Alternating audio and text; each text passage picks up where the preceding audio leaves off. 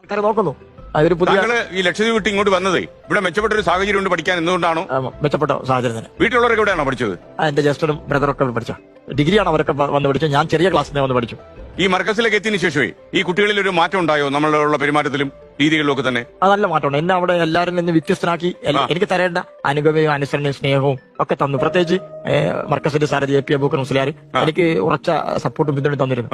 നീ ഭയങ്കര സംഭവമാണ്, നീ പഠിക്കണം, നീ പഠിച്ചു കഴിഞ്ഞാൽ നീ പഠിച്ച് ജയിക്കുന്ന ഒരു കാലഘട്ടം വരുമ്പോൾ അന്ന് കുറെ ആൾക്കാരെ നിന്നെ നോക്കി കരയുന്ന കാലഘട്ടം വരുന്ന AP പറഞ്ഞിട്ടുണ്ട്. പറഞ്ഞിട്ടുണ്ട്. ഞാൻ കരഞ്ഞ ഈ പരിഹസിക്കുന്ന കാണുമ്പോഴാണോ കാന്തപുരം? ഞാൻ അങ്ങനെ പല സമയത്ത് കാന്തപുരത്തിന്റെ പ്രഡിക്ഷൻ കറക്റ്റായോ? ആ പ്രഡിക്ഷൻ കറക്റ്റ്. വിദ്യാഭ്യാസം ഒരു പ്രധാനപ്പെട്ടാണ്. കാന്തപുരം AP അബൂബക്കർ മുസ്ലിയാറിനെ നേരിട്ട് അറിയാവുന്ന ആളാണോ? നല്ലോണം നേരിട്ടറിയാം. അത് ഈ പഠിക്കുന്ന സമയത്ത് അറിയാമോ അതോ പിന്നീടാണോ അറിഞ്ഞത്? ഇല്ല, പഠിക്കുന്ന കാലം മുതൽ എന്നെ ശ്രദ്ധിക്കപ്പെട്ടിരുന്നു. അദ്ദേഹം കൃത്യമായിട്ട് പറഞ്ഞു കഴിഞ്ഞാൽ ഇവരെല്ലാവരും നിന്നെ ഓർത്ത് അഭിമാനിക്കുന്ന ഒരു ദിവസം വരും. അഭിമാനിക്കുന്ന ദിവസം പഠിക്കാൻ പറഞ്ഞു.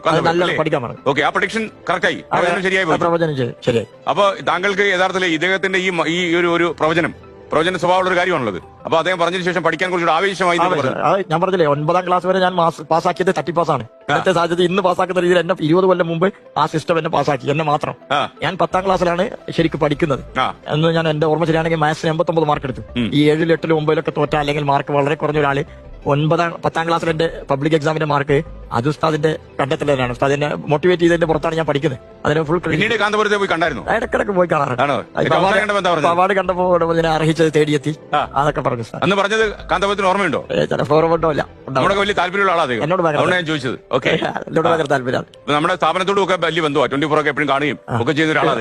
അതെങ്ങനെ നമ്മുടെ സ്ഥാപനം കുറച്ചുകൂടെ മെച്ചപ്പെട്ട് പോകണമെന്നൊക്കെ ആഗ്രഹിക്കുന്ന ആത്മാർത്ഥതയുള്ള ഒരാളാണ്. വളരെ സന്തോഷം. അപ്പൊ താങ്കൾ ശരിക്കും മർക്കസിന്റെ ബോർഡിംഗിലാണ് പഠിച്ചല്ലേ? ബോർഡിംഗിൽ 5 വർഷം പഠിച്ചിട്ടുണ്ട്. ബോർഡിംഗിലുള്ള കുട്ടികളൊക്കെ എങ്ങനെയായിരുന്നു? നമ്മളെ ഒരു കരുണാർത്ഥമായ മനസ്സോടെ സമീപിക്കുകയാണോ അതോ?